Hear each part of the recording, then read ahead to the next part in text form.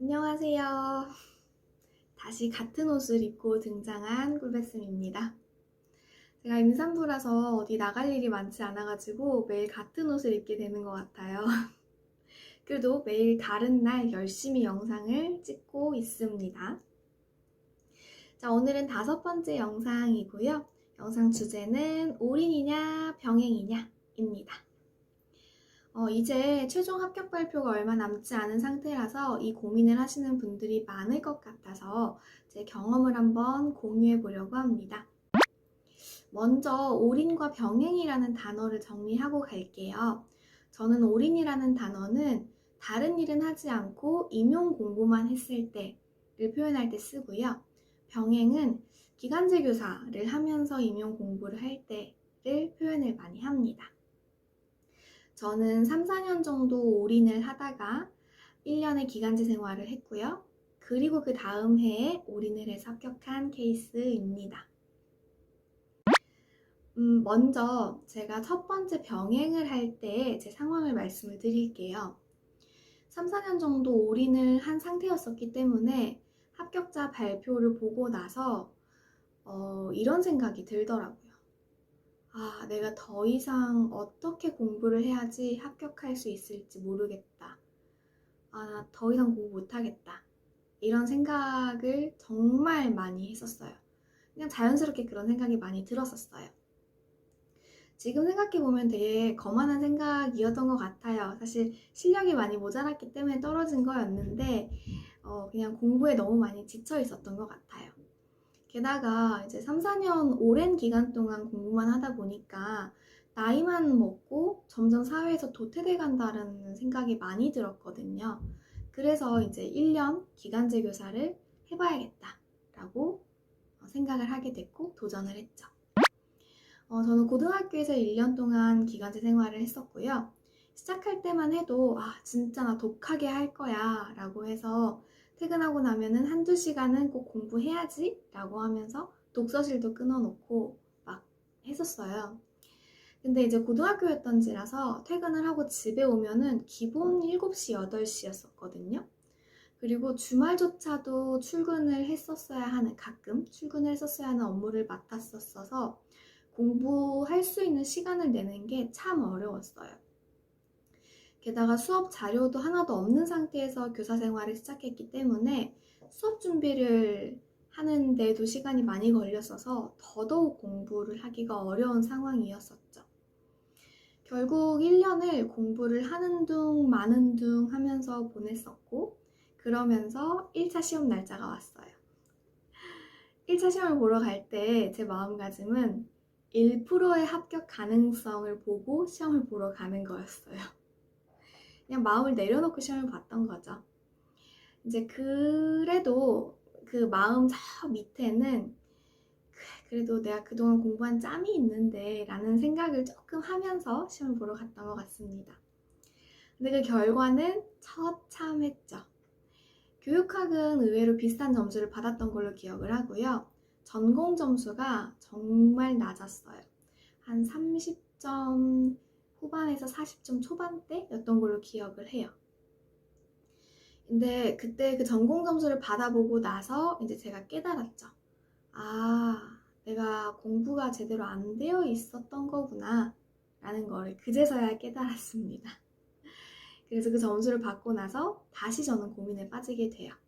뭐냐면 1년을 병행을 다시 할 건지 아니면 올인을 할 건지. 그 고민을 하게 된 이유는요. 사실 그 다음 해에 일할 자리가 있었어요. 그래서 같은 학교는 아니고 옆 학교에서 일할 기회가 있어서 이제 고민을 하게 된 거죠. 근데 시험 결과와 1년의 제 행태를 봤을 때 기간제 교사를 하게 되면은 이거는 병행이 아니라 일만 하게 될 것 같은 느낌을 정말 강하게 받았어요. 그래서 이제 어떡하지? 라는 고민을 정말 격렬하게 했었죠. 그러던 와중에 이제 제가 결심할 수 있었던 계기는 친구하고 얘기를 하다가 친구가 해준 말 때문이었거든요.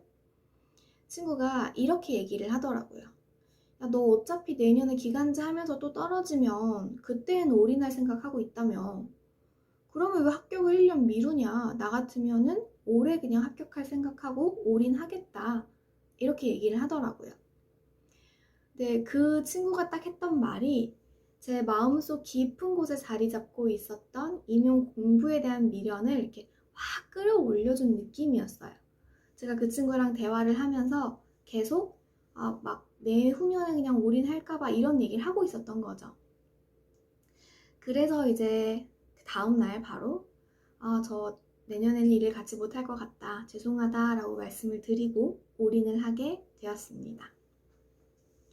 사실 그 이후로도 여러 학교에서 전화를 받았었어요. 같이 일해보지 않겠냐고. 근데 모두 거절을 하면서 제가 이런 명단을 만들었어요. 보여드리긴 조금 민망해서 멀리서 보여드리면 공부할 때 뭐라 그랬더라? 공부 안 될 때 보기 해서 이제 다이어리에 이렇게 써놨는데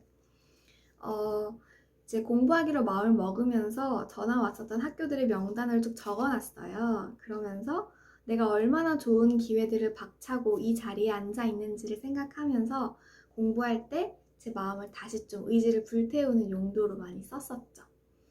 별짓을 다 했던 것 같아요. 그러면서 공부를 했습니다. 그리고 나서 이제 저는 아시는 것처럼 바로 올인을 하면서 최종 합격을 하게 됐고요.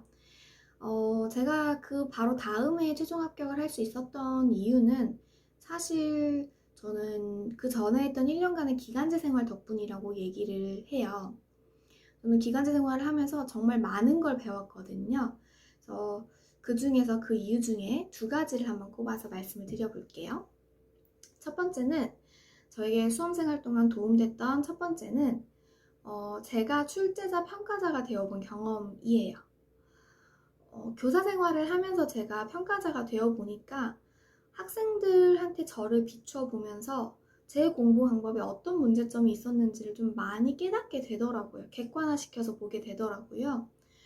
그러면서 공부할 땐 이걸 더 중점적으로 봐야 되는구나 라는 걸 많이 느끼게 됐어요.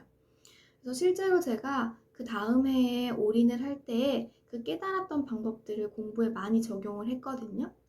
스터디원들하고 직접 출제자가 정말 많이 되어보면서 제 문제의 오류들도 많이 집힘을 당하면서 5개념도 수정을 하고 또 제 문제를 다른 스터디원들에게 설명해주면서 개념을 더 돈독하게 하고 이런 과정들을 정말 많이 공부 과정에 넣었어요.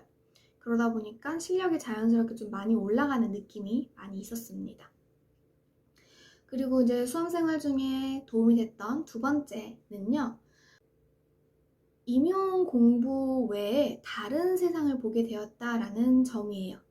사실 그 전에는 제 앞에는 임용 합격밖에 길이 없다고 생각을 했었거든요. 그래서 제가 시험을 볼 때 정말 긴장하고 불안해하면서 시험을 봤었어요. 왜냐면 이게 아니면 끝이다라고 생각을 했기 때문에. 근데 막상 제가 사회생활을 하면서 이 사람도 만나보고 저 사람도 만나보고 하다 보니까 꼭 정교사 아니어도 또 꼭 공립 정교사 아니어도 다양한 삶의 형태가 있네? 그렇게 살아도 굉장히 잘 살 수 있네? 라는 거를 정말 몸으로 많이 느꼈어요. 그래서 이제 그런 마음들이 들다 보니까 제가 좀 심적인 여유를 가지고 공부를 할 수가 있었던 것 같아요. 내가 올해 이거 시험 봐서 떨어지면 내년에 뭐 기간제 한 번 더 하지. 뭐 다른 아르바이트 한번 해볼까? 너무 힘들면? 이런 생각을 할 수 있게 된 거죠. 그러다 보니까 좀 더 편하게 시험을 봤고 그래서 제가 시험에 대한 긴장감이 좀 낮아져서 합격할 수 있지 않았나 라는 생각도 듭니다. 굉장히 중요한 이유 중에 하나라고 생각을 해요. 좀 갑작스럽지만 제 이야기는 여기서 끝입니다. 사실 더 말씀드리고 싶은 내용은 훨씬 많은데 오늘 이 영상의 주제는 제 경험에 대해서 나열하는 게 아니라 선생님들의 선택에 있어서 좀 도움이 됐으면 하는 영상이기 때문에 많이 줄였어요. 결국에 올인이냐 병행이냐를 고민하시는 선생님들께 말씀드리고 싶은 거는요. 합격자 발표를 보고 나서의 선생님의 상태에 따라서 결정을 하시면 더 좋을 것 같다라는 거예요. 만약에 합격자 발표를 보고 나서 나 이제 내 공부에 뭐가 부족한지 모르겠어. 나 할 만큼 한 것 같아. 라는 생각이 드신다면 학교 현장에 한번 나가보시는 걸 저는 좀 더 추천을 드려요. 학교 현장에 가서 예쁜 아이들 보면은 공부에 대한 의지가 막 샘솟을 수도 있고, 또 나를 좀 더 객관화시켜서 보게 됨으로 해서 더 발전할 수 있는 계기로 삼을 수도 있더라고요. 근데 반대로 합격자 발표를 딱 봤는데, 내가 이걸 좀 더 하면은 더 이거 합격할 수 있을 것 같아, 이런 아쉬움이 남는 선생님들이시라면 저는 올인을 하시는 게 더 좋지 않을까라고 생각을 합니다. 왜냐면 공부할 수 있는 마음이 남아있는 거기 때문에 할 수 있을 때 하는 것이 또 좋다라고 생각하는 편이거든요. 물론 이제 제가 이렇게 말씀드리는 거는요, 제 개인적인 경험을 바탕으로 말씀드리는 개인적인 의견일 뿐이죠. 선택은 선생님들의 몫이 될 거예요. 선생님들의 몫이죠. 그래도 선생님들이 선택하시는데 얼마나 많은 고민을 하고 계실지 제가 너무 공감하기 때문에 저의 이야기들을 좀 담아보면서 선생님들의 결정에 좀 도움이 되시기를 바라는 마음으로 이런 영상을 만들어 봤습니다. 긴 영상 끝까지 봐주셔서 감사하고요. 저는 또 다음 영상에서 만나도록 할게요.